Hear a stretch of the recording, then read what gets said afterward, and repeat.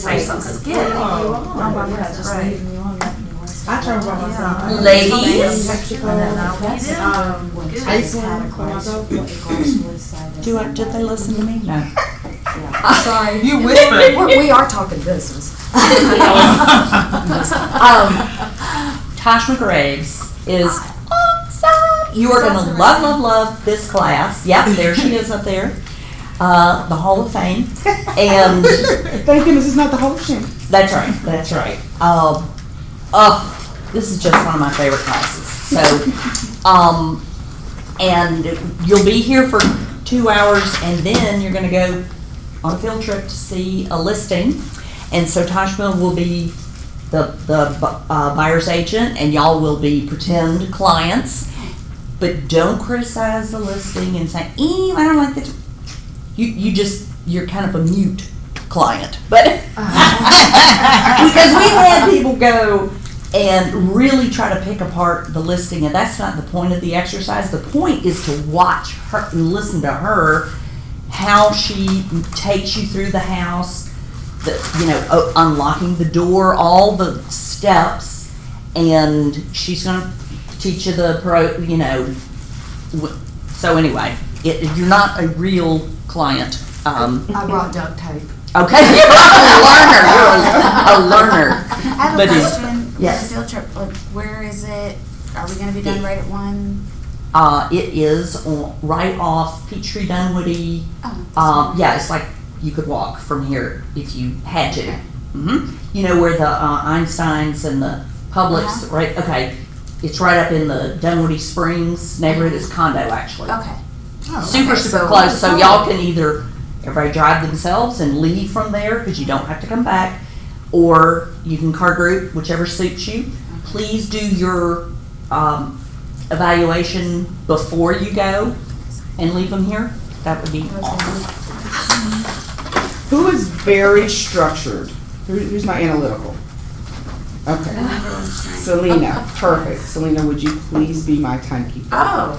I am very creative. Good. So what does that mean, though? Do you need like a one You hour? give me a- Do I need to say 1 hour? Do you want me to break it up in 30-minute increments? Oh no!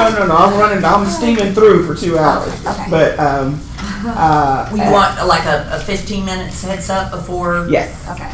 So at 12:45. 12:45, you can give me whatever you want to. Set my alarm.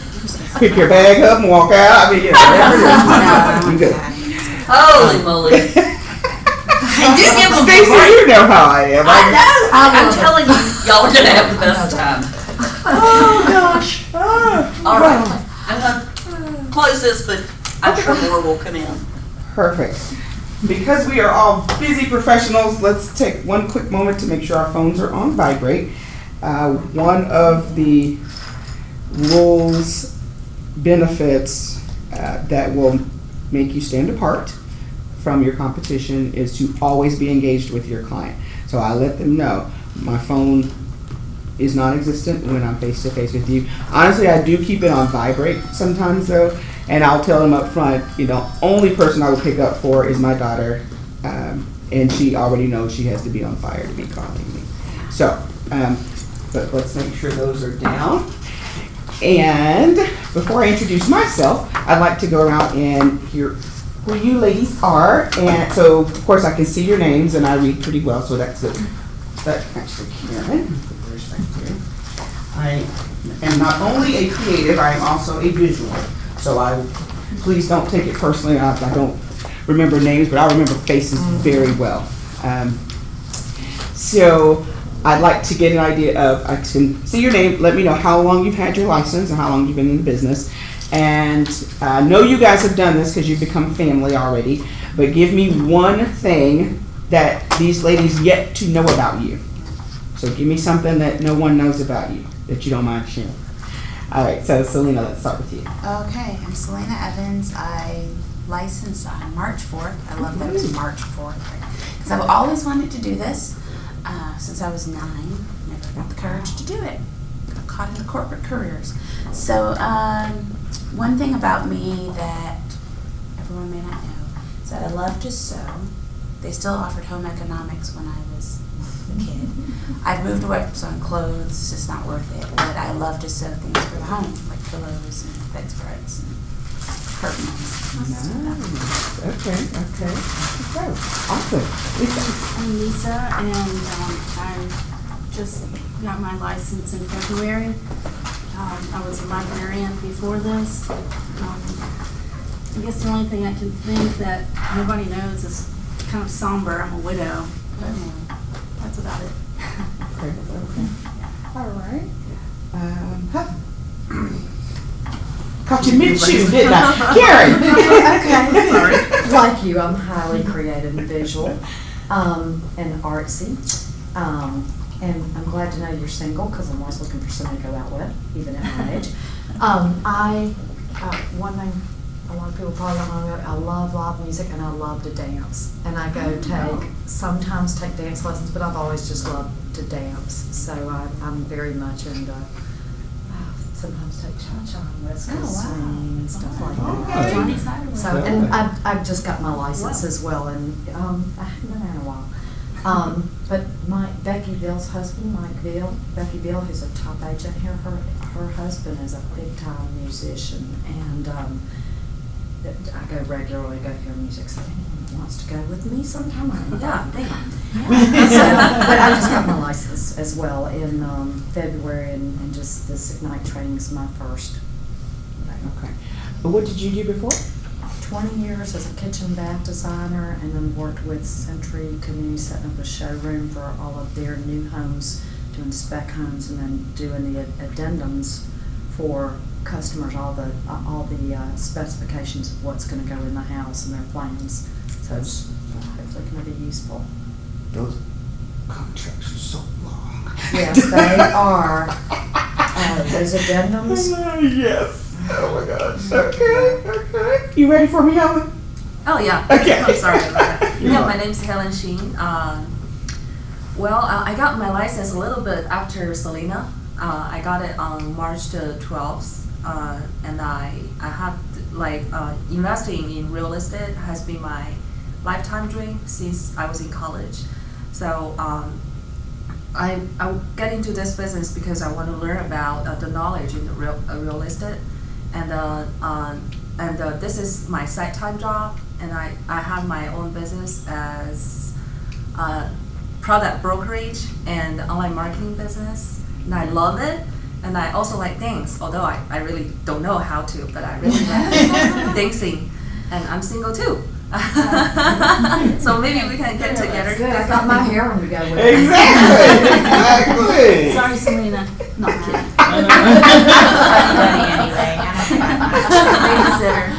I know. See the kids. Have you seen Bad Moms? I need That to see movie it. is so hilarious. Renita? Okay, my name's Renita. I actually got my license May of last year.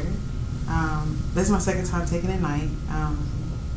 And what they don't know about me, what I used to do, I used to work in HR, I was in staffing for 5 years. And then I was a flight attendant. Now I'm here. And that's it. What else was there? Okay. Well, I'm curious, what motivated you to take a night again? Because I took it in June. Being honest, my story, they already know, but I just wanted to buy my own house. I went through 3 different agents. I just wanted to buy a house. I just got sick and tired of it. So I was just, you know what, maybe it's just best for me to just go to real estate school, study the contracts, and write my own contract on my house. And that's what I did. And Stacy and Diane, they all helped me with that. And after that, I got my house all good. But after that, other people were asking me for my housewarming, could you help me do this and help me do that? And I started doing it. And it was mainly rentals, and now I'm just kind of I was kind of over it, and I'm still kind of over it because I'm tired. I'm not a rental specialist. This is no money. Come on now. I'm just gonna stick with my full-time job, and I guess if I give out $290 here and there, and so be it. But now it's you know what? A lot of people have taken to me, so I might as well just get the education and then go ahead and just take it on full-time because I can't actually get buyers and listed. So that's what I want to focus on. Awesome. What do you do full time now? this. Oh, this. Okay. Perfect. This is it. Like, I resigned from my job on March 9th. March was the month. Yeah. Okay. Yeah, March The month of 9th. decisions. And I guess I wasn't traditional, but I went like full force. I was working 12 hours a day, 7 days a week, and I ended up getting 11 listings, and I got some buyers that I'm working with now. So now I just need to go even full force because only one of those houses sold, and I need another check coming rolling around because yeah, they looks nice. Oh, you got them, okay, but they ain't closed. So I need to get to the next. I'm looking for the next deal. So I'm in at night to help me learn to get to the next deal. I need to get like everybody else 5 and 10 closes a month. Okay. So that's what I want. Awesome. Okay. Awesome. All right. So I'm Tasha Graves. March is the power month. March is when I got my license as well. And March made 14 years full time in this business. I left corporate America in finance and banking to come into real estate. It was an actual decision to leave my full time with nice benefits and all that good stuff. Wow. It was absolutely terrifying. It was scary. I'm going through that now. And what I decided though, so was my health and my mental well-being. And when I found myself, when I found myself doubled over in my car, crying with stomach pains because I did not want to go into my job, then I knew I had to do something else. At that time, I was a married young family with a little baby, and she was 18 months. And my husband at the time, he still is. He's a military lifer. That's what he was able to commit to. Nothing else. That's a side note. And so he was committed to the military, and he was deployed. So I was essentially a single parent, anyways. And I was like, you know what? My daughter was sickly, so I said, I was still putting in 80 hours a week at a job, and I still had to be a mom, and I had to do all this. And I was like, if I'm going to do this kind of work, I need it to be for my own passion, my own reason. And I took my time at work and did the real estate boot camp and just took that class all the way through. And I had my 6 months of reserve, and I said sayonara, and I never looked back. So I have seen the good, the bad, and the ugly. It's all been in Atlanta real estate. And I actually grew my business and still sustain my business on buyers. So you will hear, and it is very good philosophy. It is. Listings to last, listings to leverage. That is our philosophy, and you should absolutely adhere to that. With that being said, my whole 14 years I have just now gotten even close to the 50-50 mark. I have been a 90% buyers, 80% buyers, 70% buyers. Now I'm about 60-40. No, I'm probably still closer to 70. 70-30 buyers. My first full year of real estate because I started in March. So that year I worked for free. Anybody a Robert Kiyosaki fan? Rich Dad, Poor Dad. He said if you work for free and you still do it, then that's what you're passionate about. That's what you love.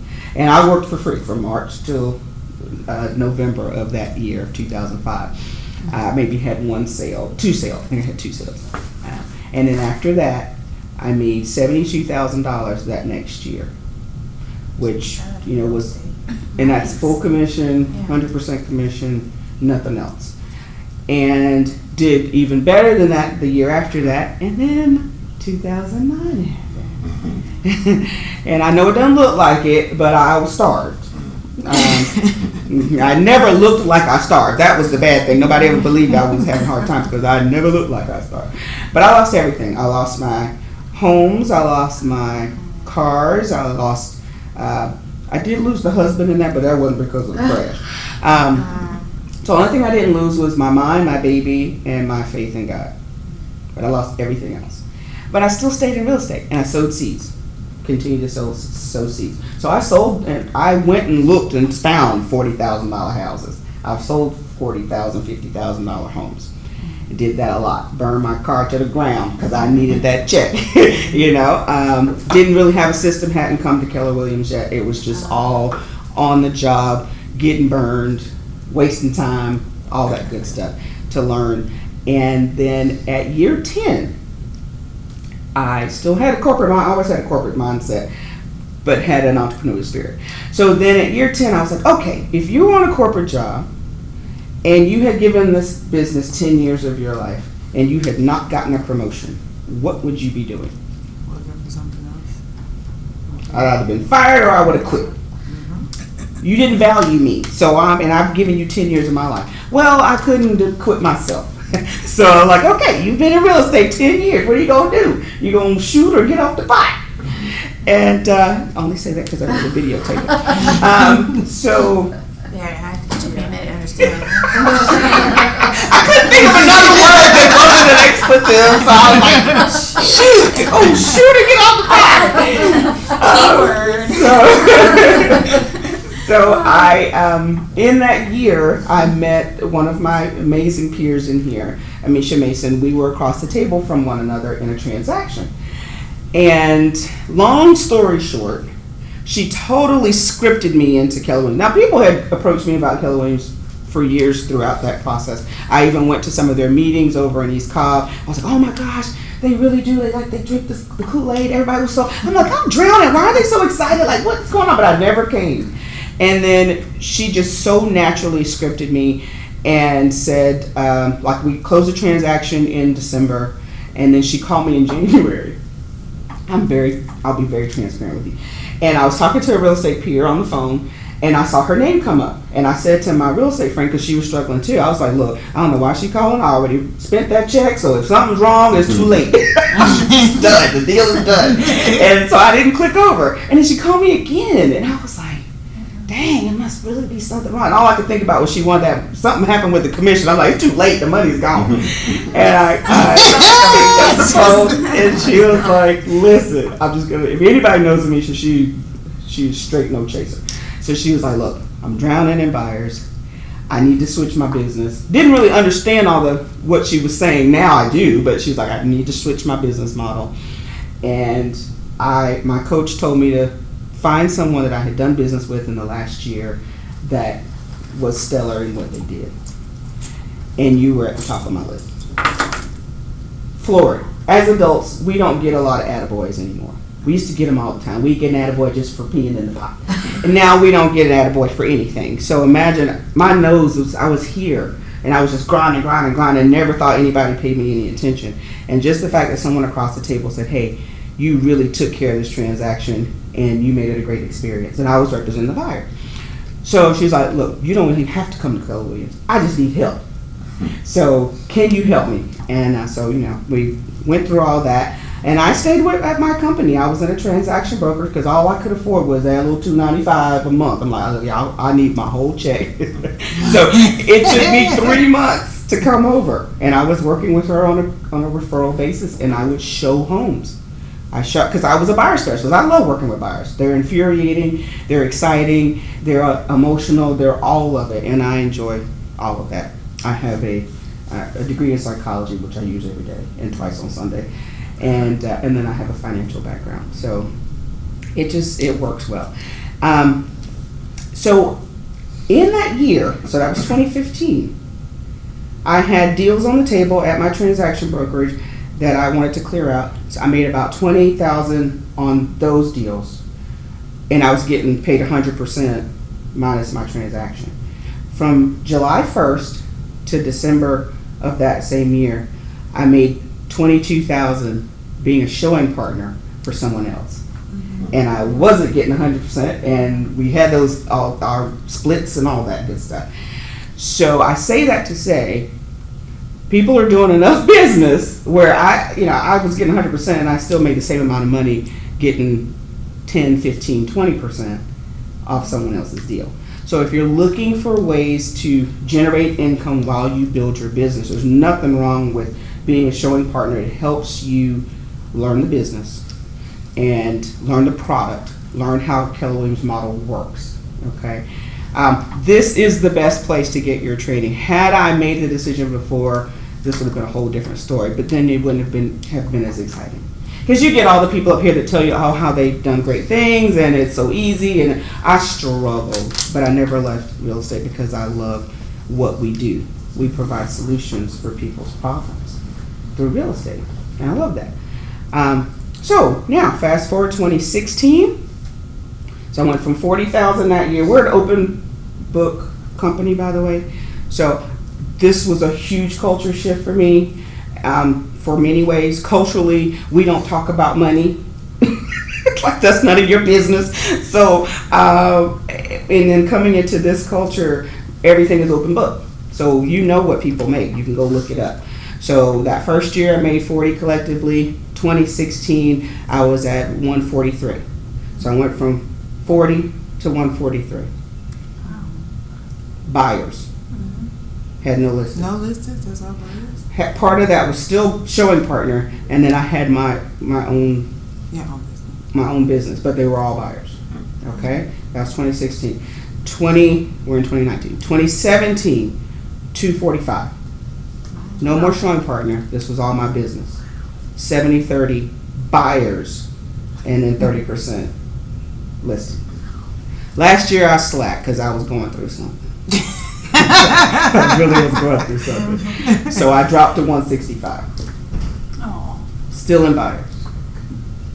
I was like still closer to 70 than 60% on buyers. So the reason I say that is because yes, can you be a lot less tired and touch more people doing listings? Absolutely.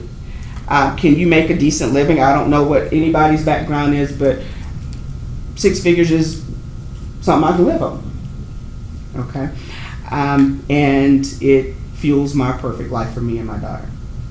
So, there is a market and a business in buyers. So that's why they had me standing before you, because you're like, why is she up here? Because I work with a lot of buyers. I started in new construction, Karen, with New Homes America. So part of what makes me successful is that I did my homework. With New Homes America, I had to visit 250 communities. 250 communities before I could have desk duty. We don't do desk duty anymore, but before the internet, you used to sit at the front desk and people actually walked in to buy homes because you were the only way they could see what warehouses were. So before I could be face to face with a client, I had to know my product. So I spent weeks, days, that was my job, sun up to sundown, going to look at homes, walking through homes, walking through communities, not just 3-bedroom, 2-bath, but do they have trees in the backyard? Do they have amenities? What are the HOA dues? What are they close to? Do they provide floor plans that have masters on the main and floor and masters up? All of that information. So when someone walked in the door and we sat and did a consultation, I could take them out and show them the house that they wanted, and we write it up. So you do the work beforehand. Gas went to $4 at one point, so people stopped previewing. But this is my suggestion to you, because all you need to know is that much more than the person that's talking to you. Now, yes, with the internet, people, they find it out a lot quicker than you do. But that's the whole point of you going to see the product. You don't know, they don't know what it looks like up front beforehand. You do. You are the gateway between them and the house. If they get in without you, they probably do that. If more homes were available without you, they'd probably do that. But right now, you're still that gateway to the home. So go do the homework up front. If you don't have business, that's your job. So if you've decided to localize in your area, then you don't have to spend a lot of gas. Get in your car and drive around your 2-mile radius that you're going to be the specialist in anyway. You always have something to do, because when that phone call comes, you will know exactly where to take them. You will know that it's 5 minutes from the Starbucks. You will know, oh yeah, it looks pretty online. I went to that house, the backyard drops off. You got 2-year-old kids, not going to work. Now you're adding value. Does that make sense? That doesn't. I realized yesterday, because Kevin taught our class, I was like, I've bought several homes in Atlanta, and I've not had a single agent do that. And I would get frustrated because I'm like, I know more than you do. So this is a really good point, like, of a way that, because they can't get inside the home until we show it to them. So that's a really good point. So even with the virtual tours, I mean, they're getting better and better. But even with the virtual tours, again, we're trying to sell you the house. So if we know the backyard slips off, we're not going to show you that. Right. So if I'm going and actually previewing, then I can let you know, hey, yeah, it's pretty out in here, but this is what's happening. You've just added value. Or you're preparing for an appointment. Okay, I'm going to see Selena on Saturday. Well, I'm previewing today or tomorrow. I get to the house. You've already told me that you love to sew. And I'm in the house and I call you, Selena, this is your house. You're like, what do you mean it's my house? Selena, the sewing room faces the backyard. It's already fenced in. You can watch the kids while you're making the new pillows. You're trying to leave work to get over there. So I've created, again, value. Does that flow? When do we preview? When do I have time to preview? If you're not working with clients, you have time to preview. Sorry, that's your job. It is.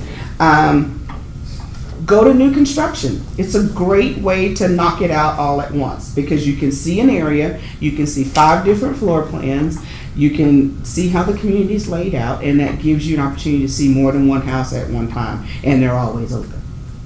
Okay? But start with that. You want to start making sure you know, I know HGTV makes it very easy, but make sure you know the terminology. Again, your clients know probably more than you do right now.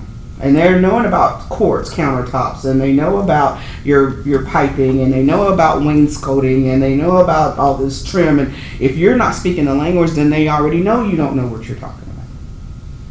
So that's your homework. That's how you're going to build your arsenal to work with buyers.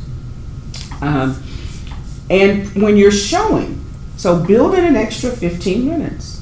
Just 15 minutes. You don't always have to go in every house. I've gotten it down to, it would be ideal, but maybe you don't have time to go in every house. But once you finish your showing appointment, if that's an area that you are interested in or you hear people are interested in it, then take that 15 minutes after you finish with your clients, drive the area. Drive a mile radius, drive a half-mile radius. You've already blocked that time out to do showings anyways. Add another 15 minutes. Get familiar with the neighborhood. Because again, when you sit in your consultation and the people that you're sitting across, they actually probably do know more than you do about the area. And they say, oh, 123 Main Street. And you're like, oh yeah, right by the Starbucks. And they're like, wow, she does know what she's talking about. You've just built credibility. Make sense?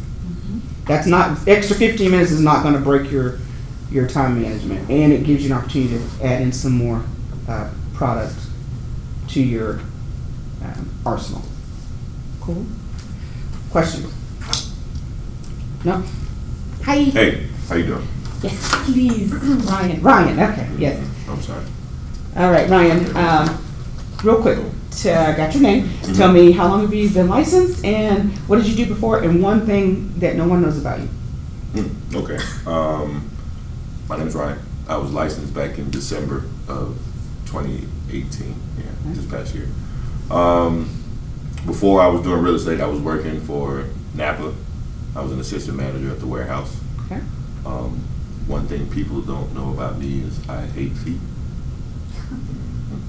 You hate what? Feet. Yeah, So to open toe shoes on women, like, When you've got cute socks. As long as they don't touch me. oh. I love your socks, though. They Thank draw you. attention to your feet. Well, I have my feet covered. I hate my feet too. I was going to say, I love that. Just don't touch That's so funny. My daughter's the same way. Like, every time I want to get under her skin, I just go like this. She goes, she hates feet. That's hilarious. Okay. So, why do we do that exercise, by the way? The one thing we don't know about each other. Why do you think we do that exercise? Did y'all have done that through this week, right? Just open it up. Yeah. It kind of makes you feel, you say something that people don't know about you, now everybody knows. So it's like, they kind of know me a little bit. Okay.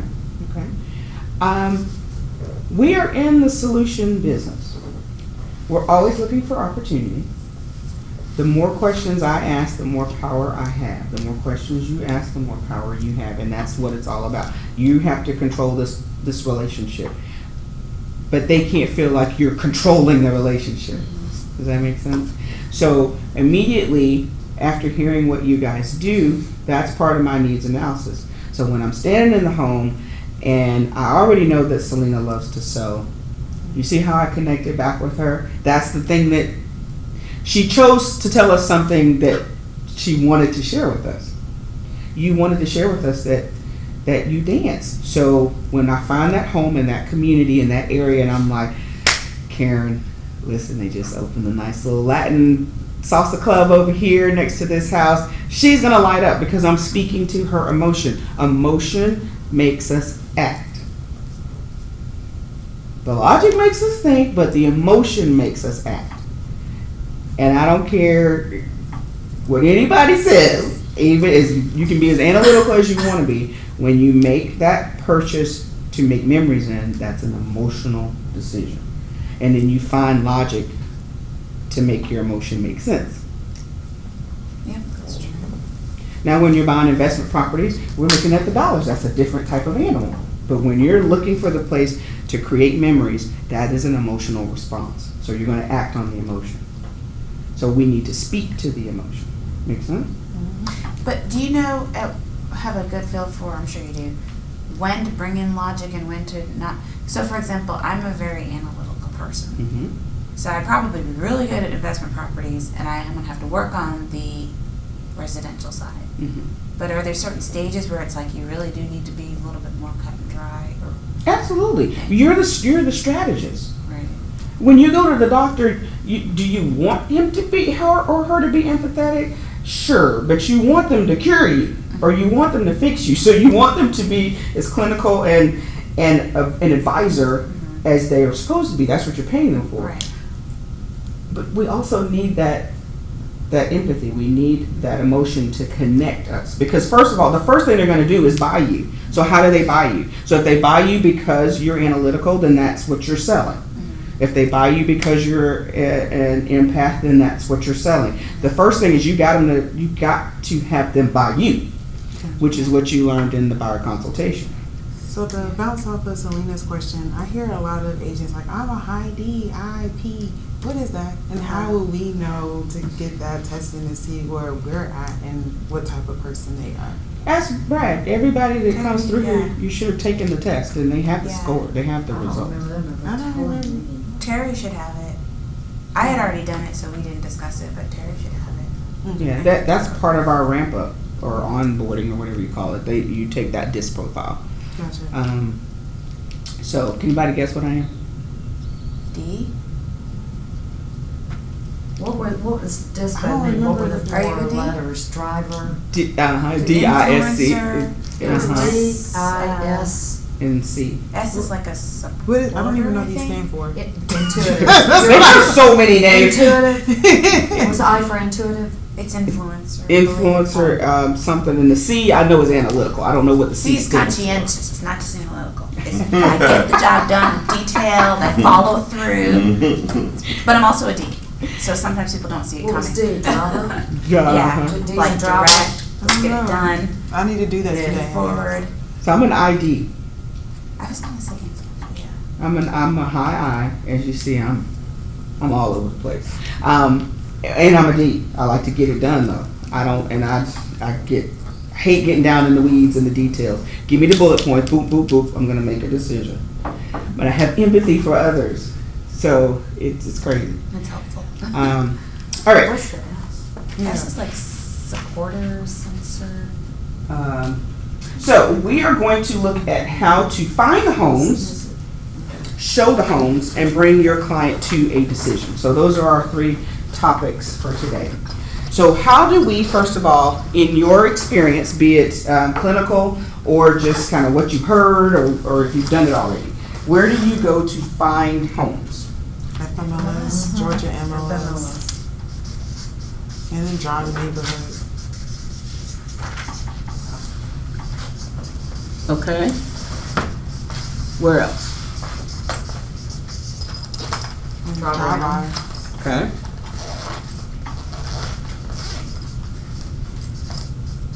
What else? Talk to people.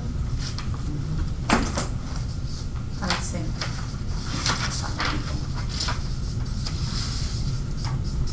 Okay. What else?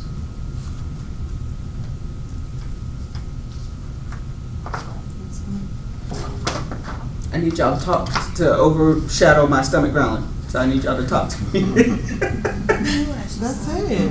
Where else? Is it? Is that it? Is that I all? don't like using Zillow because they're all expired. Okay, but is that where you go? Is that a place? Where do your clients go to look Well, for my homes? clients go to Zillow, Trillia, HotPassApartments.com, and I guess it depends on what they're looking for.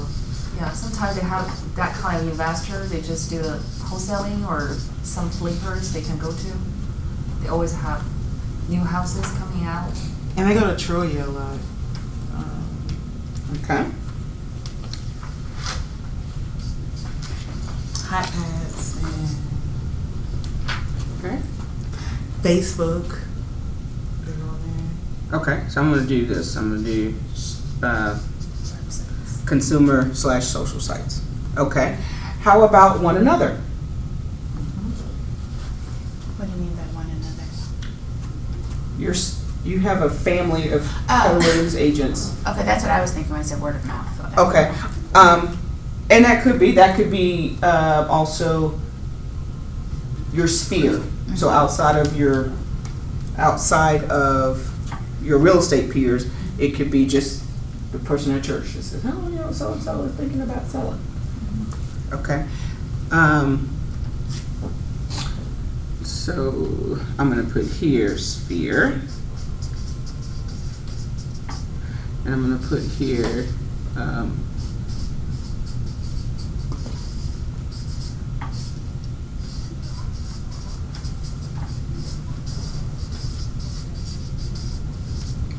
The sales meetings here, when everybody gets up and announces what they've got listed, which is word of mouth, but still, Okay.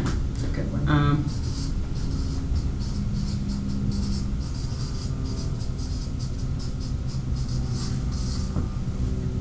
Community social events.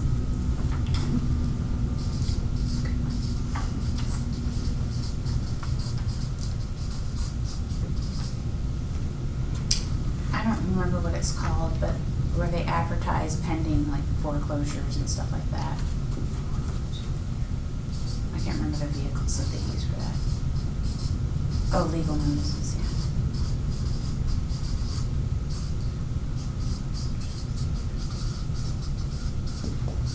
Okay.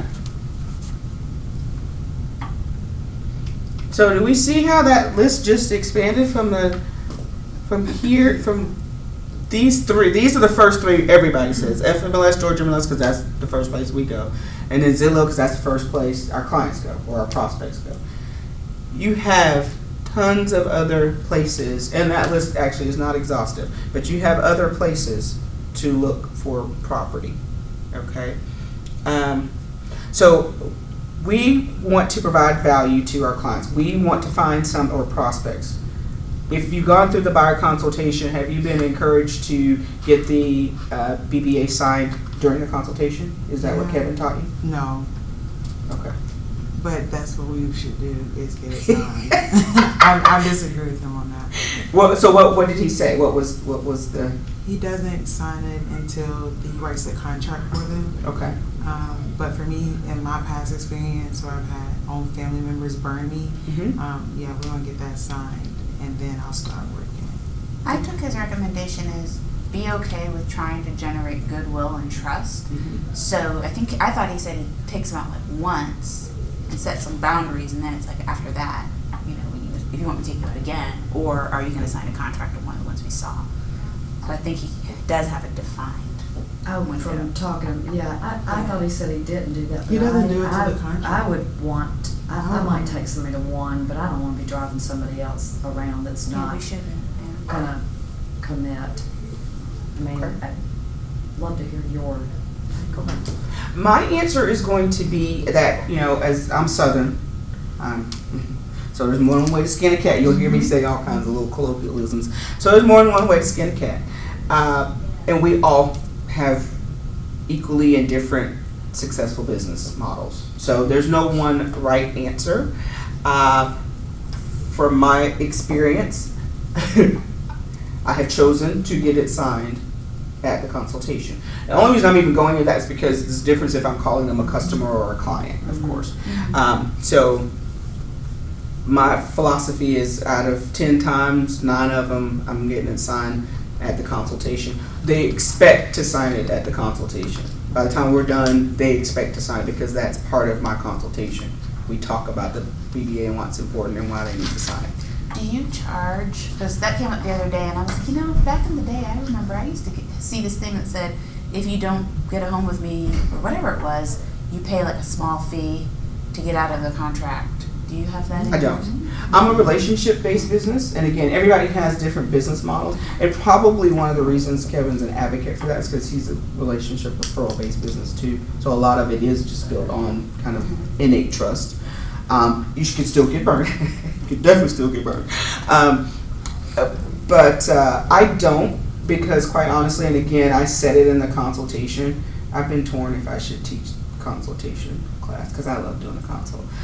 I go through a lot. I spend almost 2 hours in my consultations. Now the client doesn't know that. They think they're coming for 30 minutes. But I ask them like, hey, I respect your time. And they're like, no, we want to get. They've never said, no, I'm ready to go. Because you can tell somebody to come for 2 hours, nobody's going to come. Yeah, they're not coming. Yeah. But trust and believe, we're in there for an hour and a half, hour 45 minutes. And part of that, we were talking about the BBA. I have a whole, checklist, as I know Kevin does. And it is important. I want them to know they can fire me, and I want them to know that I can fire them. And if they choose to fire me, please fire me before you burn my name, because that's all I have. So I'm going to do a great job for you, even if it means it's not me doing it. So I don't try. If they want to get out, please go, because I don't want you burning my name. It's whatever money I'm going to get off you is not worth the money I'm going to lose if you go out there and badmouth me. And that's just my personal, because my business is 97.6% referrals. If you go to my little, let me not call it little. If you go to my office in the corner back there, in the very back corner, you have my productivity board. So it holds me accountable. People walk by, you slacking. Oh, good job. I mean, it's a way for me internally to stay on my game.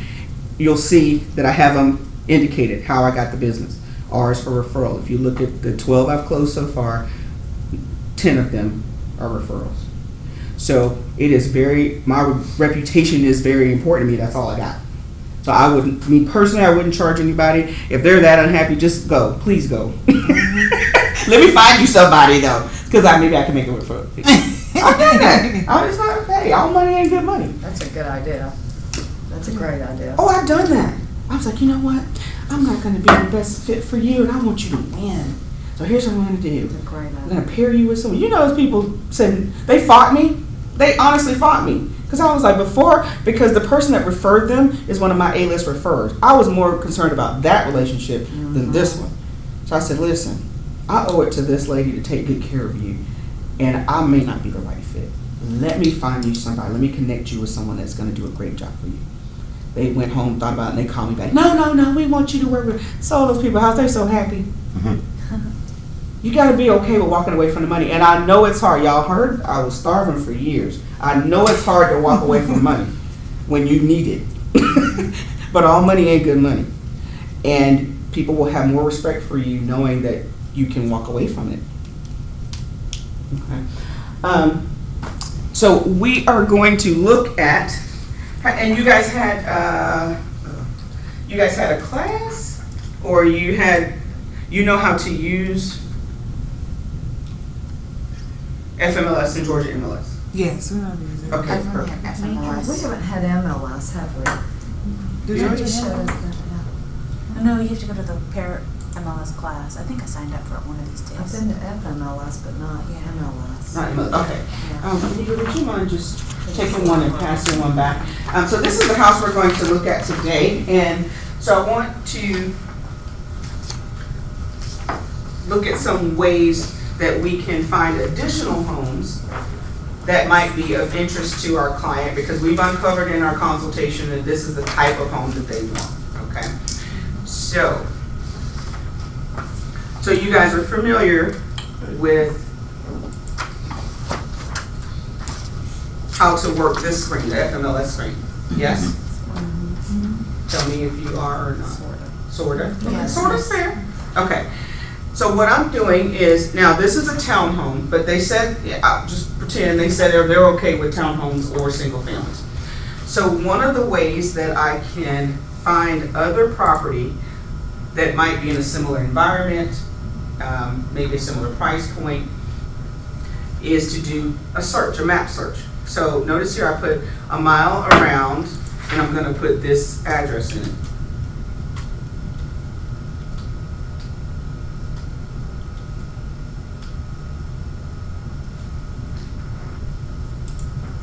Okay. Now over here, I'm going to still take the pendings, and I'm going to take the expires. Why do you think I did that? Because it made the opportunity to sell and contract may fall through with pending. Yes. Did that seem weird that I chose pendings? Okay. Now, again, this is your time, and I value your time, and you absolutely should value your time. People have different philosophy about the pendings. If I know that first of all, inventory is low in an area that like this, that people want to live, and I know this is the place my client wants to be because I've uncovered that in my consultation, then I am going, if they've put their eye on something and it's under contract, I'm still going to look at that pending, and I'm going to tell them, hey, I'm going to keep this on my radar, and I'm going to check in with that agent. I may even go so far as to say, if you know that, let's go look at it anyways. If they'll let us look at it, let's go look at it. And let's put in a backup. Again, we are always we're here for 3 reasons. We're finding a home, we're showing the home, and we're bringing your buyers to a decision. We are always bringing them to a decision. We're first bringing them to a decision to work with us. Then we're bringing them to a decision on the home. Then we're bringing them to a decision to follow through on this arduous journey to the closing table. And then we're bringing them to a decision to continue to use us. So we're always bringing our clients to a decision, okay? So even if they don't get this house, if they write a contract on the house, they're showing you they're committed. That's what you want. You want a motivated client, period. So we can write a backup. Hey, houses fall out of contract all the time. I tell them, like, if the fat lady hadn't even warmed up, we still have a shop. I have a question about backups. Again, this is based on personal experience, but I've had situations where the agent was like, oh no, we are already under contract, we're not showing it. But knowing that houses do, I think the stats were like it's about 25%. Come on, how can you, us as agents, really push that? Because I think they're obligated to technically accept any and all offers until they're completely binding, right? Like if they're in due diligence, aren't they obligated to continue to take offers? Well, they can consider offers. Right. And that's fine. I will ask an agent, and if they have any, I don't even have a good word, so I'm not going to use it. They will, it would be prudent to take it back up. Right. Even But if they feel like they it's, can say no. they can say no. Absolutely. They say, oh, we're not showing it. But I'm like, hey, my client, I'll be honest, hey, my client really likes this house. We see it's under contract. Can I still show it?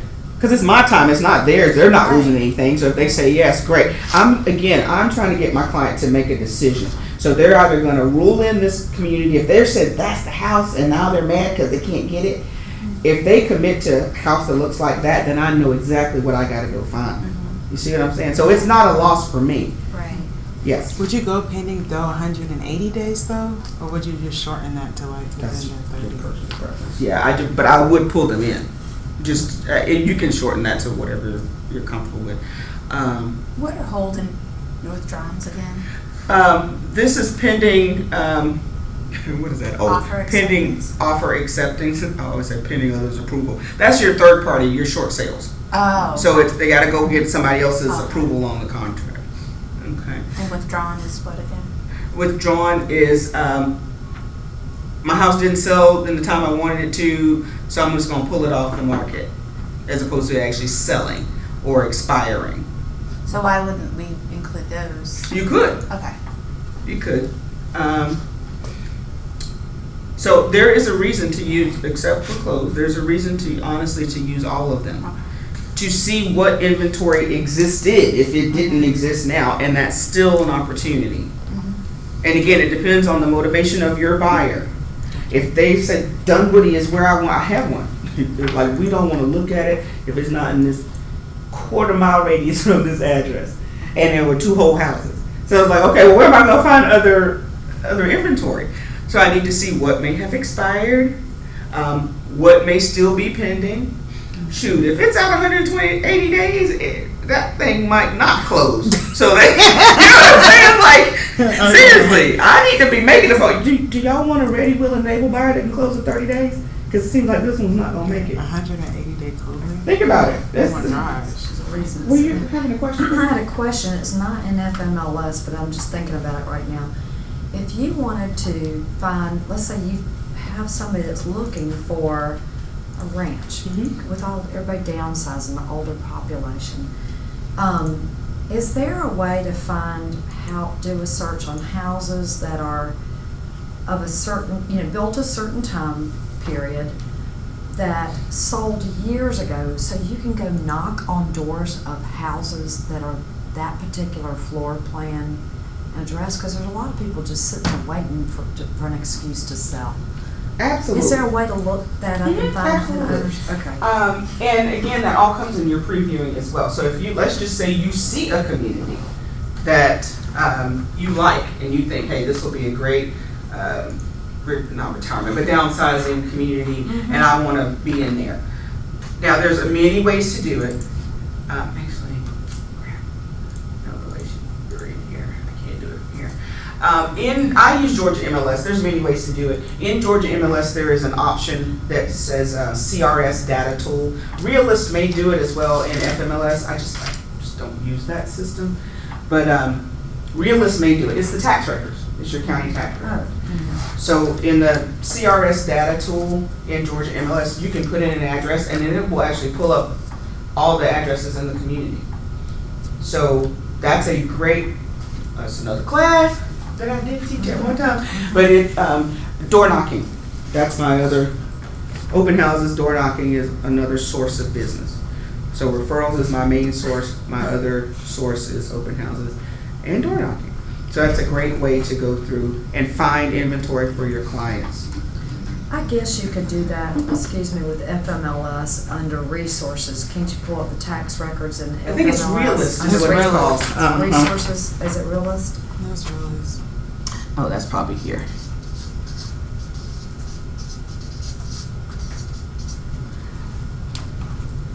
That's really when you show value.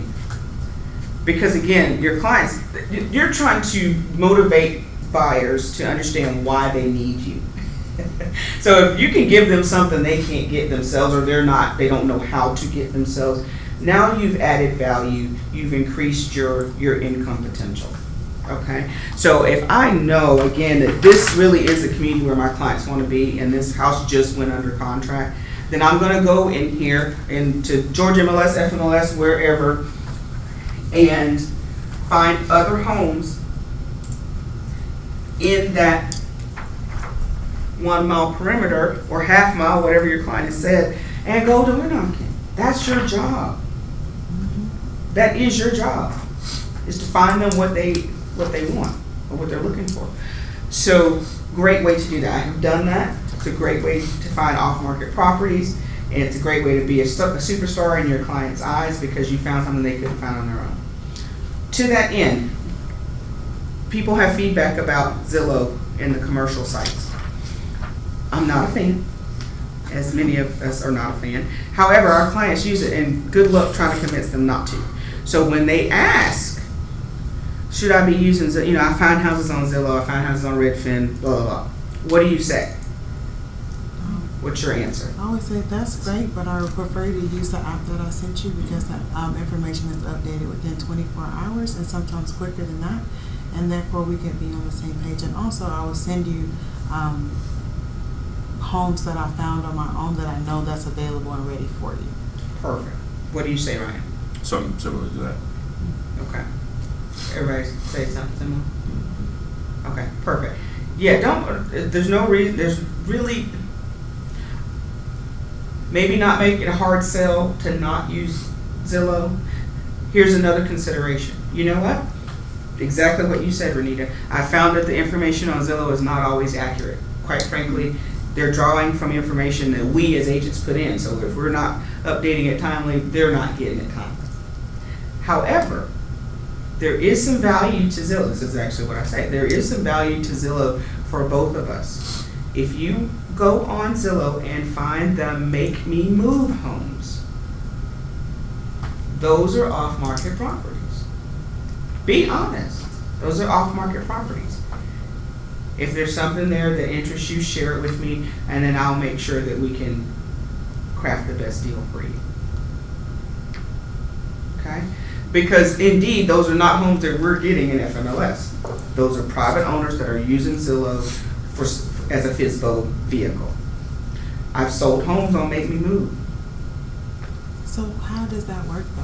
Like how do you have that conversation with them, like telling them like getting the commission from them? Oh, very easy. Hey Renita, I saw my client saw your home and I saw your home on Zillow. Looks like a great property. Is it still available? And you said, yeah. Perfect.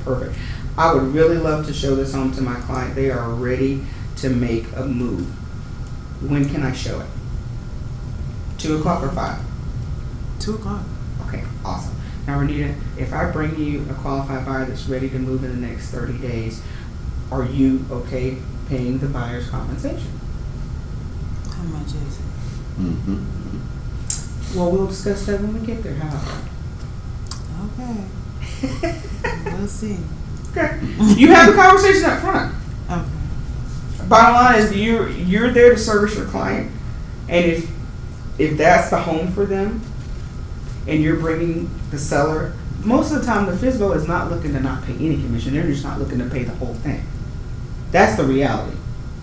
They're not expecting you as an individual to approach them as an individual, and there's no agent involved. They're not really expecting that.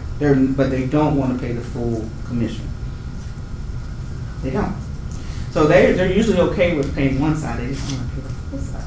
Very, very rarely have I had someone say, no, we're not paying anything.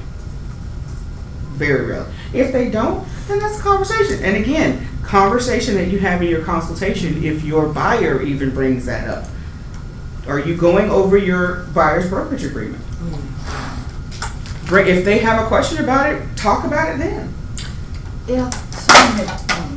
If you show that house to a buyer, but they have not signed a buyer's agreement, and then they buy it, are they obligated to pay you a commission? It's a fight, but you are still procuring costs. It's a fight. We're not going to get in the habit of showing homes that we don't have a commitment on. Exactly. My personal philosophy is, Selena, I'll give them one, because they have to see how amazing I am and how I'm going to service them. And that's only if I meet them at an open house or I meet them on the street. Because again, an open house, you are the only thing standing between them and the house. They don't know you. You're actually a nuisance. They're like, oh, I gotta talk to them to get in the house. So I'm like, yeah, I got 3 more. You didn't like this one? I'm gonna walk them outside because they might be videotaping on the inside.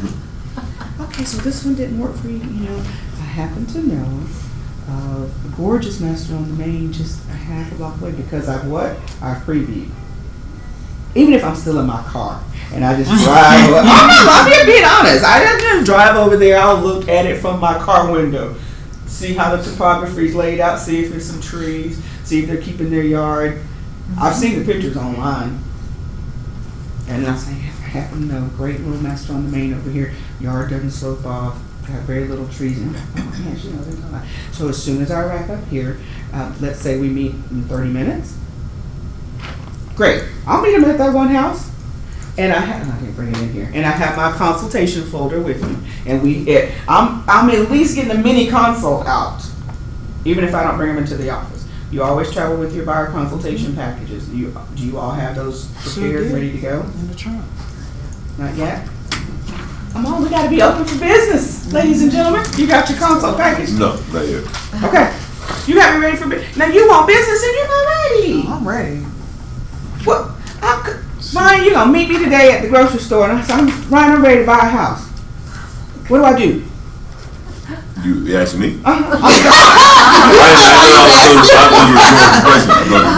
we don't make this interactive. Y'all looking at me like, yeah. So you met me in the store, and I'm like, hey Ryan, you told me you were in real estate. Ryan, you know what? I'm ready to buy. Look, they just went up on my rent, and I'm ready to go. What do I do? What do I need to do? Okay, we can meet in the next 30 minutes, and I'll be prepared in the next 30 minutes. You're gonna get me ready. Why you don't want to talk to them? No, I'm just saying. I would set up an appointment with them, or give them some kind of insight on what's going on in the market, and let them know we can go. Where I gotta meet you? It depends. It depends on what kind of grocery store we have.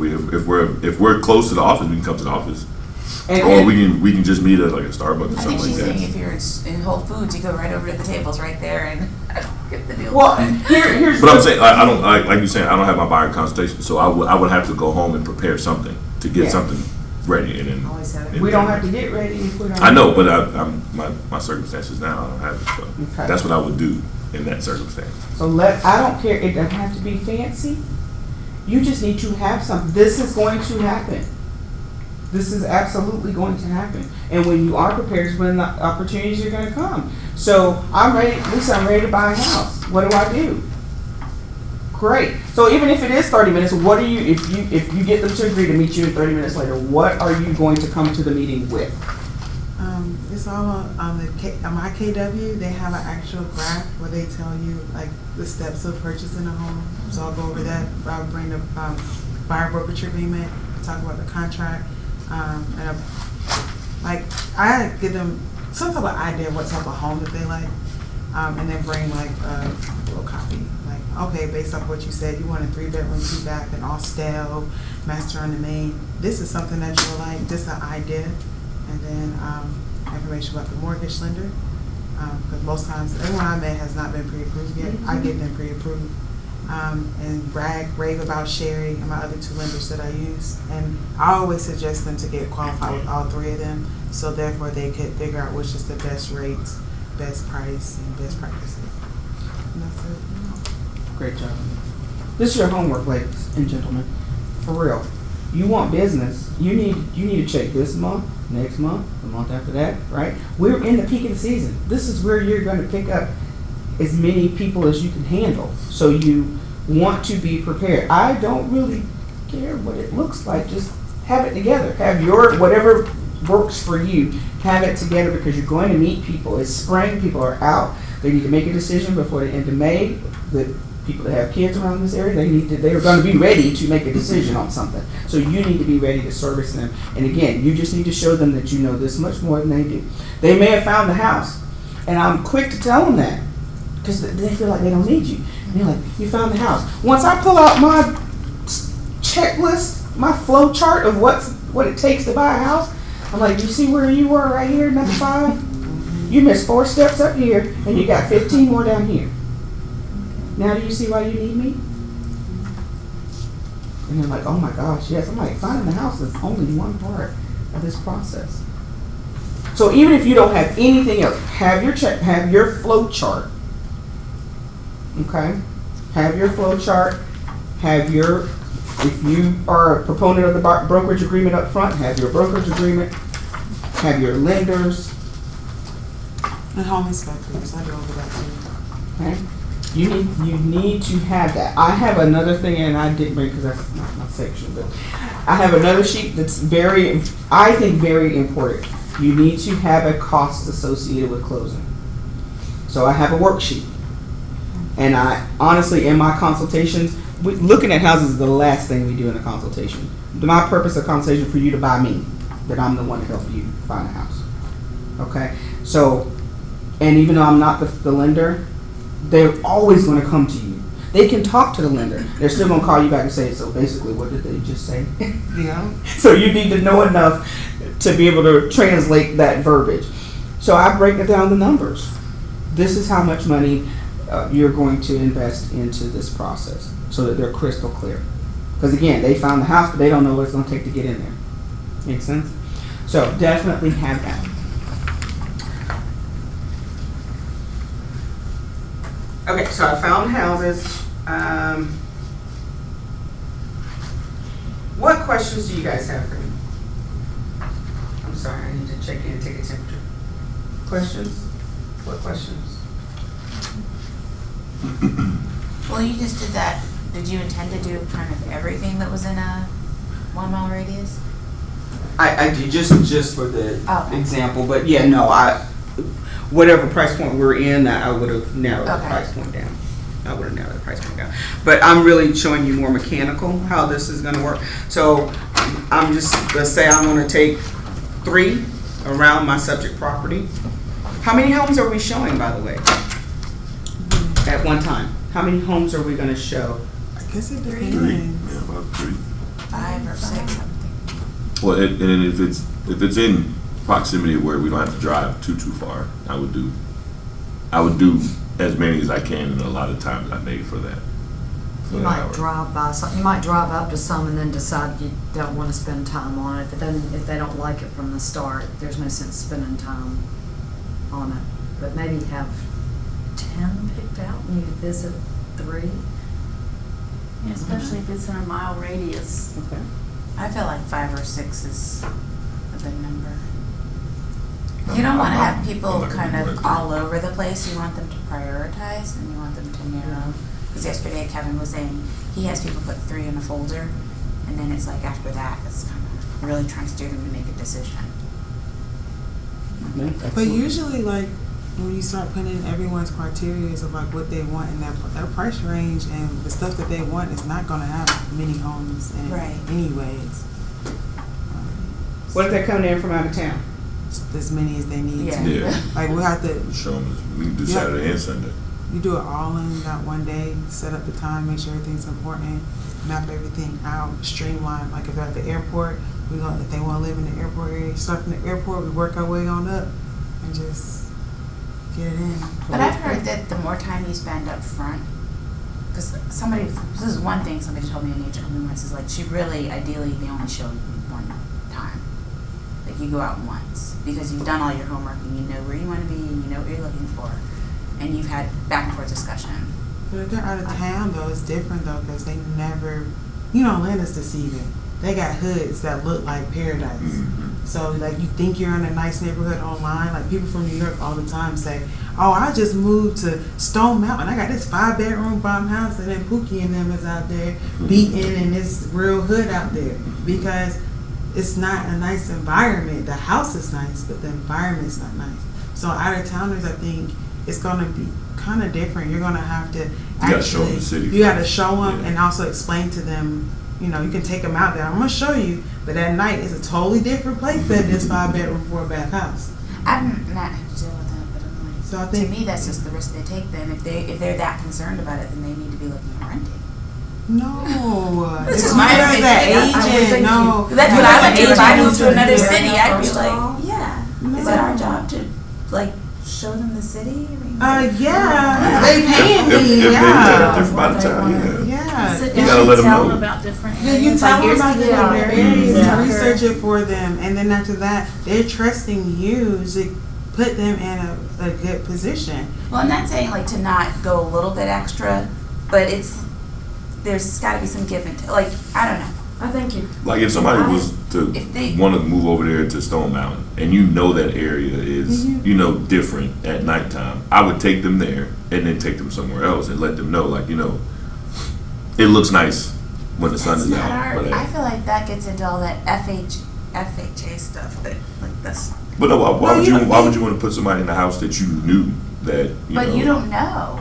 You know. You live I'm here. saying we can't make that decision for No, you. you You're don't not make supposed to. We can Yeah, get you're not crime- supposed crime to. statistics or something. Well, I'm saying With not the not be FHA a stuff, crime you're not supposed statistic, to but do that. you just want to know, like everybody knows the size of towns that look nice during the daytime is completely different at nighttime. Like everyone And I knows wouldn't my put- city is the hood. Yeah, like and I if you wouldn't- know that, that's good for an investor. But if you know a small lady, a single That's mom not and our her job. daughter, Well, isn't that please weigh in. Like from a fair housing, aren't we It's not? not we're fair supposed to housing, provide it's information just for them to being- form that opinion on their own. Yeah, Yeah, if you let give them them do the that, but you- information to let them know. if you give them the crime rate and say 1 out of 5 people here getting robbed and stabbed, but I know you love this. Now, you give them that rob and stab form, you show them the house, and they're gonna Tell make them a about logical schools. decision. Yeah. I'm not gonna Let them tell make- them, you know, No, they got no, murder don't right do here. that. I can That's give them scary. that information, Yes, and then yes. they can look at it. That's And not that's scary. not That's scary. providing That's information. scary. Providing Or just good information. Information. I would not feel comfortable. Me, I'm a single mom, and I know I'm from Atlanta.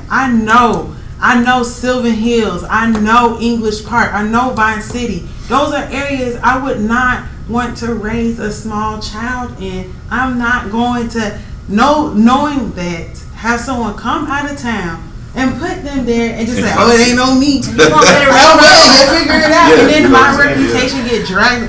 Need to put me in this Yeah. bomb. We go that far. No, Not saying we go I'm not gonna do that. Like, I feel like it'll be my job to make sure I do the best thing ever for my client, because at the end of the day, they're out of town. Other people's gonna be wanting to calm down with them. The company's gonna probably want more people coming in, so I already did a good job. So that'll be more referral business for me. So I'm gonna go above and beyond. To make I'm not sure. saying- Well, I'm not this gonna is do all what that. I'm referring to you. Yeah, you go. Wait. So we get on this subject. We just, you I just don't let know. us go. She asks us one question: how many houses you show a day? We talk good. Yeah. I think for out of town, as many as you can allow. I think like 10 would be probably like the most. Sounds With a lot, their, isn't it? Okay. but Well, not that's if what I'm you, saying, like- not if They're they're, close, that's- not if they're they're not like remember that rotated many. across. Like if it's a new construction used to have community, to like do 3 or that. 4 in there. Yeah. Okay. There's so many philosophies, guys, and I use guys collectively, please, and no one get offended. So many philosophies. I'm just gonna tell you my perspective of working with buyers for 14 years. Some stuff I had to learn the hard way. I cannot tell you how closely related your previous class in the consultation is connected to the rest of this process. Everything you're talking about should be discussed in your consultation. Your job is to set expectations. What I have learned over burning out literally engines and cars, I'm not exaggerating, burning through tires, driving thousands of miles. I will look you in the eye, Ryan, do you have family? Is it just, would you be the only decision maker? Yeah, it's just me, man. Okay, so if we're in a consultation and I say to you, Ryan, part of my job is to help make this the most streamlined, efficient process for you to get to the home of your dreams. I'm going to do the homework beforehand so that we don't waste time in the field when you come into town. Okay? With that being said, we are not going to look at more than 5 to 6 homes. If we've looked at 6 homes and you haven't seen what you're looking for, then you need to fire me, because it means I didn't listen and I didn't do the homework up front. And then the rest of the time that you're here in our beautiful city, you're going to be able to explore the area that you've chosen to live. How does it sound? That sounds so. Sounds great. I'm not going to 10, 15 houses. I don't care if they flew all the way from California. I don't care if they flew from Canada to come here. I'm not showing 10 houses. Well, what if it's you wouldn't? I'm not showing 10 houses because I've seen 10 houses. I've seen 15 for them in my pre-work. My job is to make this a home buying trip. We're not a home show. I don't get paid to show houses. I get paid to sell houses. Okay? And part of my job as your advisor is to do my pre-work up front. I'm going to listen in our needs analysis, whether you do it over the phone or in person. I have someone coming in from New York, has been referred 3 generations down. Like, this is the 3rd person coming. New York. They referred from somebody to New York. That person referred this one from New York. When he gets off the plane, we're going to meet at a Keller Williams near the airport, and we're going to have a buyer consultation before we get in the Oh, car. we can do that? I didn't know we can meet at other Yeah. KW Oh, yeah. offices. Yeah. We're not playing that game. You gotta call them. Figure it out. We're going to have a buyer consultation. We're going to talk about how we only going to look at 5 houses, and you're going to spend the rest of the time enjoying the city and learning where you're going to live and love. Do you? Okay? And then in that consultation, hold your thought 1 second, Celine. In that consultation, he's going to tell me what he likes to live around. I'm not going to say anything. He's gonna tell me, and I'll tell him that when they ask me. I love my job, my career. I have a license, and I intend to keep it. So I'm not gonna tell you anything that I think would be misconstrued. You're gonna tell me everything. So you could ask, like, where do you live now? Tell me about where you live now. What do you like about it? What don't you like about it? If they're like, oh, it's so hood, blah, blah, blah, blah, blah, then that gives you, or they say, oh, it's a transitioning neighborhood, but I really like the fact that whatever, then isn't that going to be then what you use to say, well, maybe I will take over? I'm taking in everything you're saying to me. I know I'm talking a lot now, but I'm not a big talker. I love to listen. So I'm listening to what they're saying to me, and because I go out and preview, and I know areas, I know what they look like at day and night, I'm not saying anything. I'm not giving them my opinion because I'm not going to jail. I don't care if I know. What I suggest you do is come back. If you love this house, then you come back at 3 o'clock and at 7 o'clock. And that's why we're going to have 2 homes. We're going to have the house you love and a backup house. Gotcha. Because when you get on that plane, you're going to buy a house. So it's not going to be that one, it's going to be this one. I was going to ask, with out-of-town buyers, because somebody mentioned this, do you ever like do video? So maybe if there's like 8 homes, and you say, well, let me preview, and as I'm previewing, I'll send you. Absolutely. So we can narrow it to the 5 or 6. Yes. When they come in, they're going to look at 5 houses. So don't you, Love it. meet with them, don't you kind of have an idea of what area of town they would want to be with, so you're not driving them all over? Absolutely. We're having consultation over the phone, Right. and kind of a pre-consultation Right. over the phone. Gotcha. And I'll tell you, and this is not textbook. This is just real life experience. If in my gut I know that this person doesn't know, and I've listened to tell me what is our exit strategy with this property. And if they're telling me, hey, this is just for me to stop paying rent, I'm a first time buyer, I just don't want to, be here. I don't want to be paying rent. Or if they tell me this is a house they're going to take me out in the pine box. 2 different houses. So if this is my house that I'm going to just stop paying rent, then I'm going to counsel them from a strategic standpoint, an investment standpoint. So the numbers tell me, Karen, that if you purchase this home, let's look at the trends. This is how the area has appreciated or depreciated in the past 3 to 5 years. Where you find that? You can go on the stats. Did you come to stats meeting?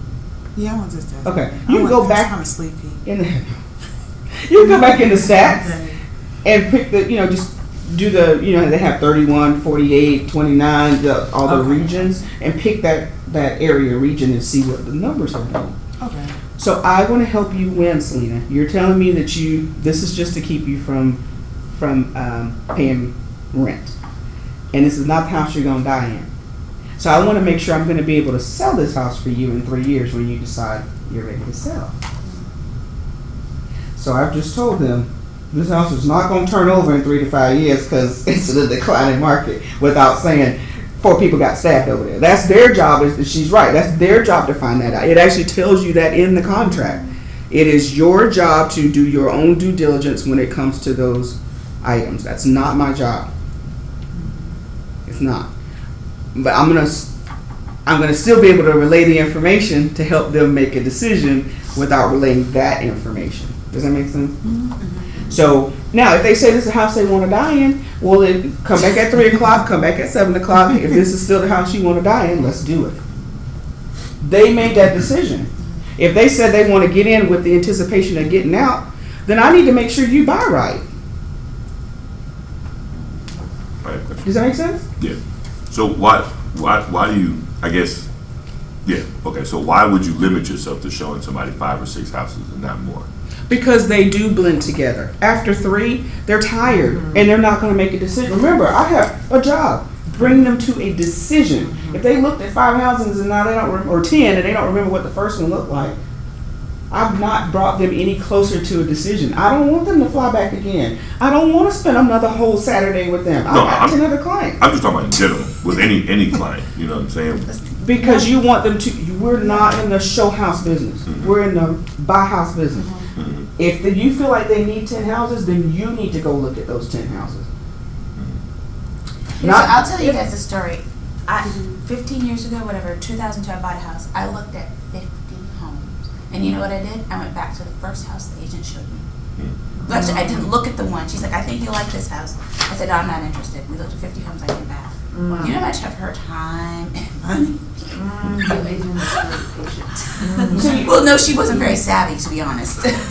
She should have told me to get that together. Use that as a strategy. No, it is not, you want to not waste their time. When they are in front of you, you want them to be making a decision line, period. 10 is too many. Now you can go look at 10 because you're working, you're doing homework.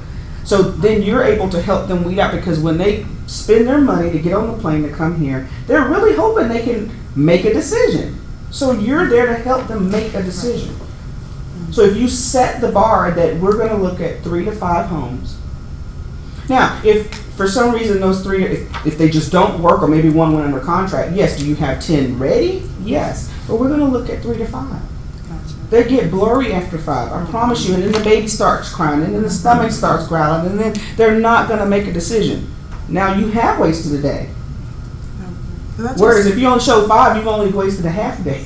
You go show another person that may be closer to a decision. You see what I'm saying? Like, buyers they're rough on the tread, y'all. So you got to find ways to maximize your time. So if they're not coming in from out of town, let's just say there is somebody, I mean, how many more times would you take them out? You show them, let's say 3 homes. You kind of find an area they like. Then, take them out as many times as it takes to narrow it down, or, I mean, where do you draw the line? Where do you draw the line? 2 is it. 2 days? 2 is it. 2 showings is it. If we haven't found what we're looking for in 2 trips, we need to come back and do a revised consultation. Okay. Because either I didn't hear, I'm just going to blame it on me. I didn't hear what you, I didn't key in on what you were really looking for, so I think we need to revisit our parameters. Does that make sense? Spend time in this office, online, because that's what they're doing. They're looking at houses online. I'd much rather be in this nice, cool office with the clicker, and we're going to go through each room, and you tell me what you like about it, what you don't like about it, and get it narrowed down. So when we go to look at the house, and it either confirms or disproves what you're talking about, then we've still only looked at 2 houses. We've looked at 20 up here, but we've only looked at 2 in the marketplace, and now I can set an appointment for yet another client that may be closer to a decision. You got to maximize your time. Listen, I'm giving you my greatest. I have burned through 20 houses a client. Burned, and it's a lot. Now, I've also had an agent, not a Keller Williams agent, but I shadowed before I signed up with Keller Williams, that said he would pull those homes and go visit them the day before. So he already knows. That's what I'm saying. You got to do the homework, guys. There's no, to make it successful for yourself, you've got to do the homework. But I would say do it as homework. Don't do it with the client, because you want them to make a decision. So you want to be able to point out the reasons why this is the right house. If they're coming to you to be their counselor, their advisor, they want you to help them kind of make a decision, even if they don't say that. That's what they want you for.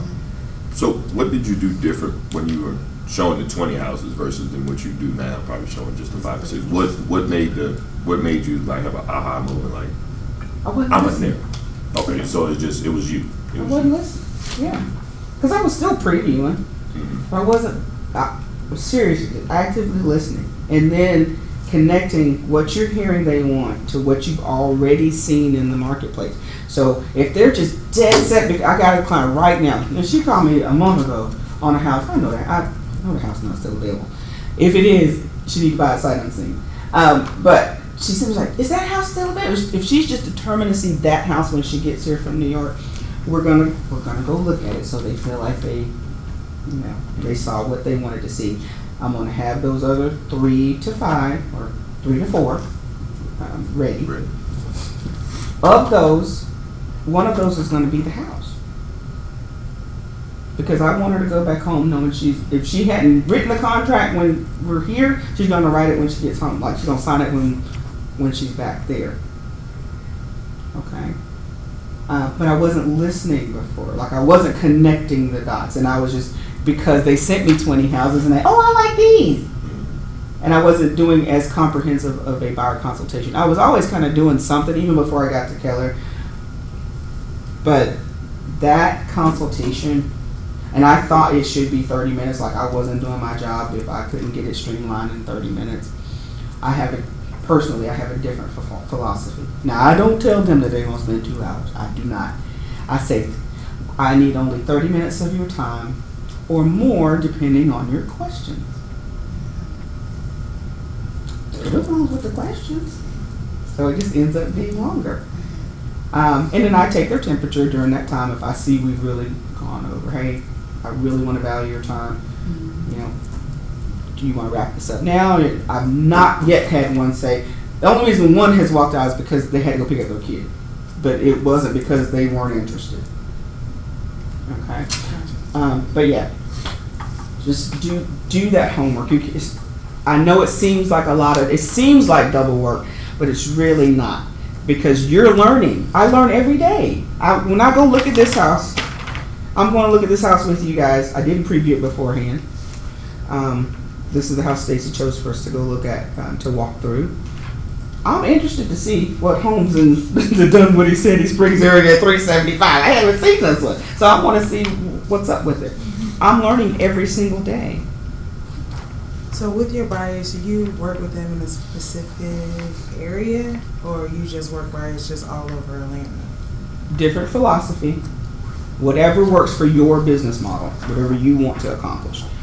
Because I'm a referral business, I go where my referrals are. And because I've just been doing this so long, I've toured a lot of areas. Huge proponent of people that want to be hyper-focused and in a specific area. There's nothing wrong with that. That's just not my business model.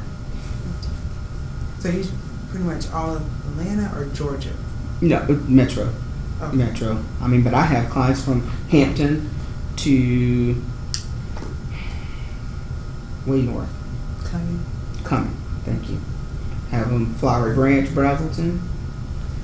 Have them as far as Covington. Have them, I don't remember the name of the city. I think it's Temple in Douglas County. I mean, like literally. I went to a new place I've never been, Barnesville. Hey, that's how I went to college.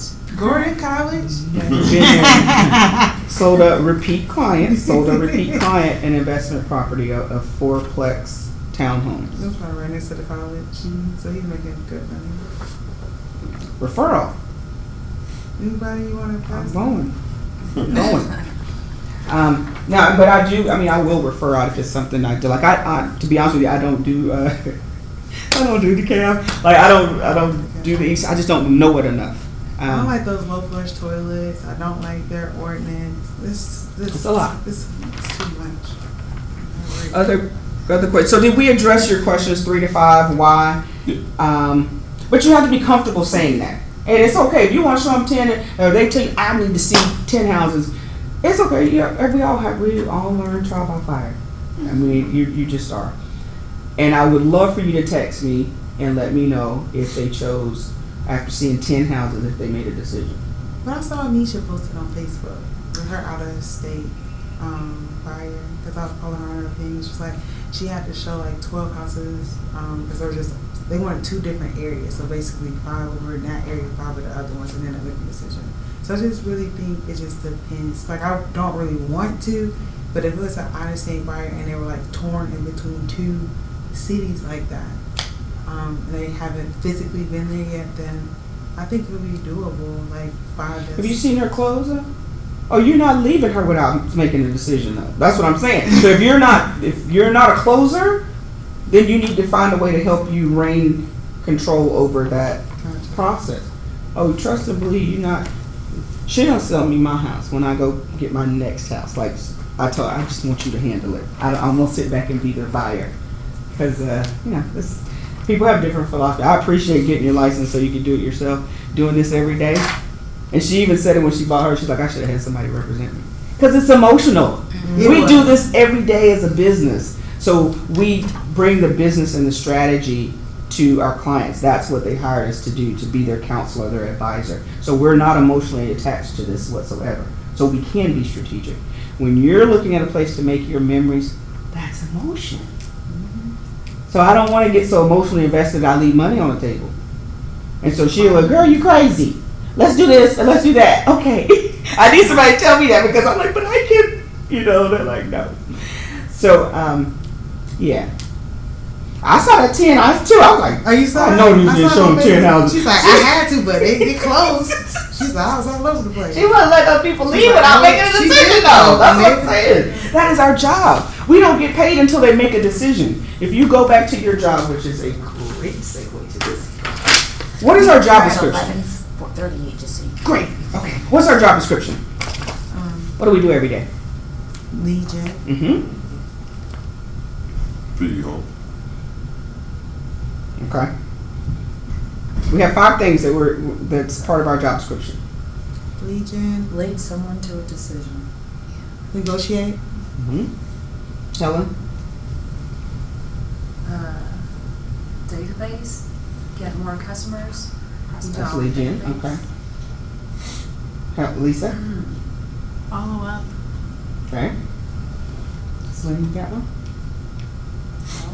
Okay. They said it all.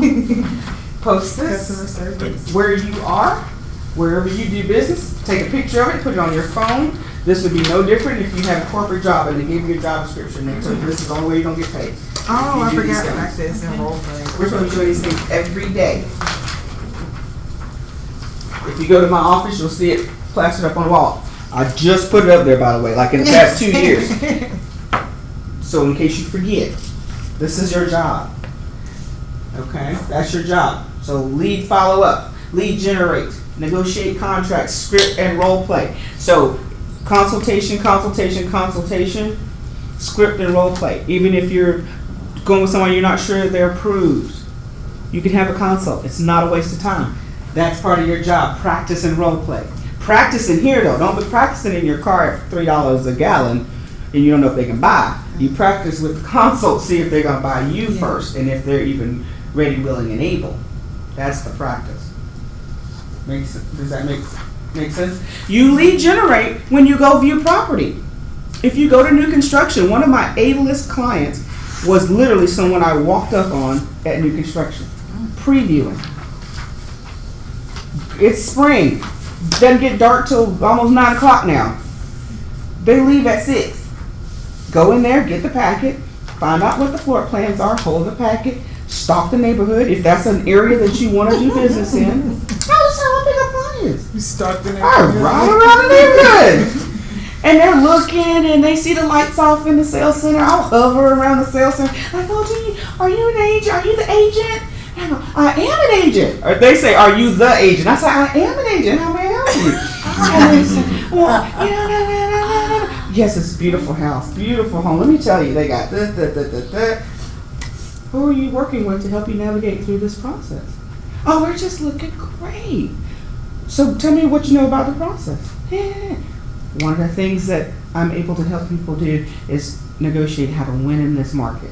We'd love to sit down with you for a 30-minute consultation. I give it free. Doesn't matter if you do business with me or not. You whip that packet out your trunk. Whip it out. Okay. Show homes. We're going to go show homes and bring buyers to decision. Okay, real quick. Tell me how many minutes I got? Like 20. Yep, exactly 20. Till noon. Oh, wait. What did I tell you? 12:45. What time? But this session, I thought this session goes to 1. This goes to Did I 1, get it yeah. wrong? Goes to 1. I need to leave at 11:45. Yeah. Yes, you got 5 minutes. I got 5 minutes. Yeah. Ooh, Lord. Okay, y'all better answer quick. Answer quickly. Okay, so we're gonna prepare. We're gonna prepare for the showing.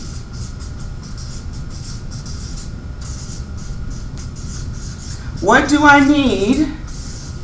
Now remember, what is my end goal? To make a decision. Yeah. Get a contract.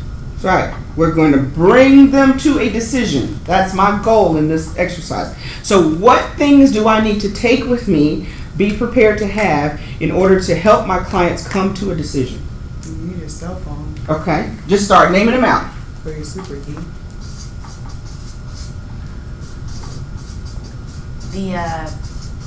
the sheets with Okay. the, what do you call these? BBA. Come on, Ryan. What else? I said a bottle of water. Oh, yeah. All that walk. I don't always have toilet paper in my trunk too. Yes, I've Oh, read that's a that. good idea. Umbrella.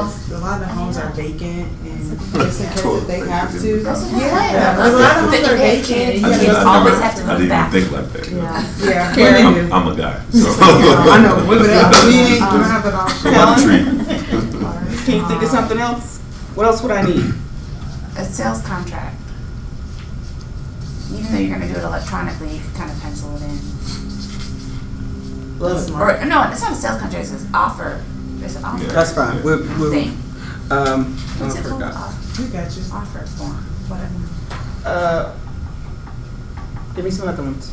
You definitely need pen and paper because you need to notate because each house is different. Like all this may have like a little water damage, crack on this wall or whatever. You can remember it. Some kids they want it when it's time to write up the contract. You Mm-hmm. have that. Disclosure. Lisa? Excitement. I was gonna say laptop, but you might not have Wi-Fi, so how's that gonna work, you know? Okay. I'm not gonna discount. Yeah, or some kind of But a lot of iPad people or have something. hotspots because you get hotspot on your cell On phone. your cell phone. So you can Yeah, the seller's disclosure.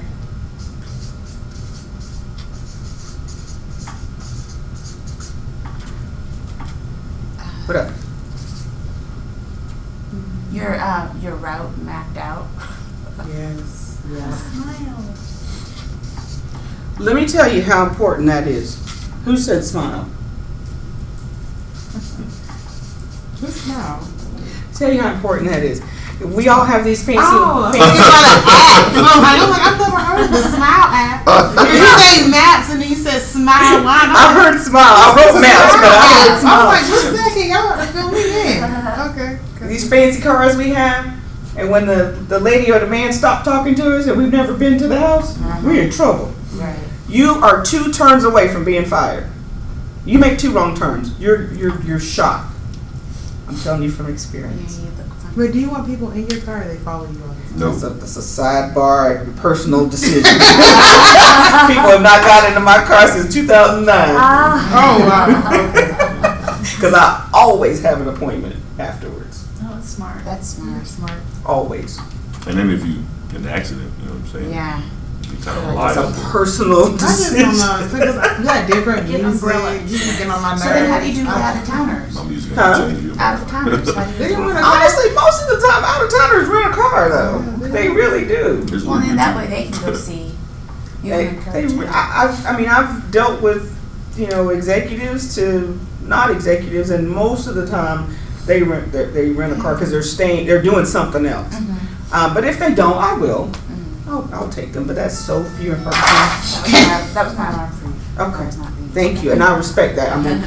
I gave myself 15 so I can have 5 more minutes, and then we're gonna get in the cars. Okay. Anything else? I'm sure there's more. Okay. And let me tell you some things that have kept me from getting people to come to a decision. Oh, People get hungry. The kids start whining. We're not getting a decision. Husband starts paddle like mine was. Let me tell you. You got them on your phone now. A flashlight. You got this on your phone now. I still am old school. Yeah, I do. I bring a tape measure. Oh yeah. I bring one, and I've walked off beds. So take some time, walk off your king size bed, walk off your queen size bed. What do you mean block? What? Walk it off. 1, 2, Oh. 3, 4, 5, 6. Queen size bed is, king and a queen are 6 feet. So when you go in a room and they love the house and oh, these rooms are too small. Okay, we're gonna put this right here and we're gonna walk off 6 feet. This is where your mattress will be. See, we still have room for your chair. We still have room for your armoire. Boom. Because what you're not gonna do is not buy this house because you think your bed's not gonna fit. I'm telling you things that have had me not get a contract because they thought the room was too small. Okay? This has shocked me so many times. Got to keep the kids entertained. If you do, unless you're only working with people that don't have kids, and okay. That's never. But if you do, you need to have something. We're getting into the summer. This is critical. When they start getting tired, and by the 5th house, they're tired and they're ready to eat, and they want to. Well, let's just break and have lunch. Now they're not motivated anymore. They're thinking about their stomachs. Do you take them out to lunch? That's a personal. Depends on the Some people neighborhood, right? That's funny. Because some people say they do that, and so I was like, I don't know, man. That's a lot of money. No. It is much. No, that's too That's a little much. too much. Yeah. Feed the whole family. Right? That and putting people in my car are things I stopped doing. But I've done it. I got a I've really done good it. one though. Yes. Know the gate codes and the alarm codes. Like, make Beautiful. sure you know them. Oh, that's a good one. Make sure you know That's a them. good Because I've had Yeah. as a bias. I'm so glad you brought that up, Selena. Thank you for that. Yes. Part of finding homes, critical that you do this. And again, you set the stage in the consultation. Ryan, I just want you to know I'm going to always be working and looking and actively scouting for you. When we make our appointment to view homes, I just want you to understand I'm going to vet those homes the day before, possibly the morning of our appointment. Because my job is to maximize your time and help you win. How would you feel if you took time off work to go look at a house that was no longer available? So I don't want you to think that I'm not working as you sent me a house on Sunday and you didn't hear from me. I'm only going to vet that home the day before and possibly the morning of. Because I want to make sure when we go look at that house, you could actually make it yours. So I'm future pacing, letting them know you're going to look at a house, we might make it yours. And I'm also letting them know I'm not going to research this house when you send it to me. Because the likelihood of it still being there is slim right now. Make sense? In that phone call, I need, also when they're on Zillow, this is an answer for all this stuff. Yes, you found the house on Zillow. Send it to me. Send it to me through Zillow. Let me connect with the agent and make sure, verbally, and make sure that the home is still available for you to look at. Also know about dogs. You need to make those phone calls, guys. In finding homes, you need to make those phone calls. Because I'm guilty of it. I have homes right now. I have a house right now that's been under contract 2 days. I haven't changed it yet. Either because I didn't have time or I thought the contract might be shaky. I want to get more people to be interested in my house. My job is to sell the house for my client. So if I'm under contract, I'm not exposed. I'm not saying it's right, but hey, it's what it is. My job is to do the best for my seller client. Does that make sense? So now when I'm on the buyer side, I'm irritated because I'm like, hey, yeah, you should hear me. It's so funny. It's like Jekyll and Hyde. Like, your home says it's available. You telling me it's under contract. Why you didn't change it? I know why you didn't change it. I do the same thing. So you need to make those phone calls. Don't rely on what the listing says. Okay? If your client has a deal breaker, make that conversation. Make sure you have that conversation with the agent. If they only want a master on the main and the listing says it's a master on the main, hey Lisa, I just wanted to make sure is 123 Main Street, does that have a master on the main? Because that's a deal breaker for my client. Oh, it says master on the main? No, that's actually a room on the main. Or a second master. It's that's not funny really because I master. said something similar to that. It was reversed. How are you gonna look? How are you going to look when you go to that house and you didn't preview it, by the way? So how are you gonna look when your client, that's their deal breaker, is a master on the main, and you take them to something that's not a master on the main? And you're telling me, well, the listing said it was. I wanted to add dogs. But we need to know if there's a dog. That is like. But that's gonna Oh, be that is a good when you one. call the agent though. That's what I mean. Yeah. Well, okay, but either when way. you're vetting the house that you. I'm gonna put it all under this. Make sure you vet the home. Yeah, just yeah. That's everything. Everything that are deal breakers for your client. You guys need to do this pre-work. It's going to increase your credibility. It's going to get your clients closer to a decision. Because when you're getting in there, and we're going to do that next, we're going there, you got to tell me why this is not the house for you. We can't leave the house till you tell me why it's not the house for you. Because I listened in the consultation. I checked off the boxes of what you said was important to you. So tell me why this is not the house for you. Do you bring a clipboard with pen and paper Yes. so you'll be able to notate Yeah. that? Probably just, I'm so sorry this is not, might not be legible for y'all.